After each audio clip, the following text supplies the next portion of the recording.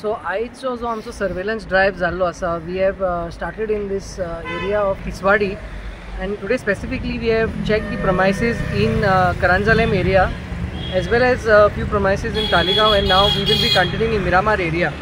So this is the same special surveillance drive that we've started, which is happening throughout the state, and our team today, we have done 20 premises in this area, and we will be continuing, we will be covering up all the eateries, especially in the Talegaon interior areas as well as in the remaining premises in Karanjalem and in Miramar.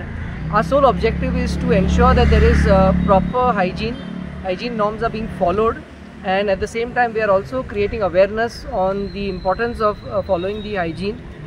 Today's surveillance drive, out of the 20 premises that we have done, 11 unfortunately we had to ask them to stop their operations till the time they have complied with our directives. The others have been issued improvement notices. We will be coming back to verify this in the time frame that we've given them, that is 7 days, and if they fail to verify, then there will be further legal action taken.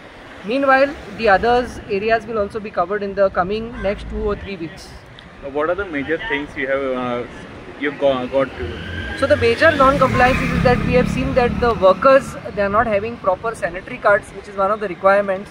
Similarly, there are violations in terms of the kitchen designs.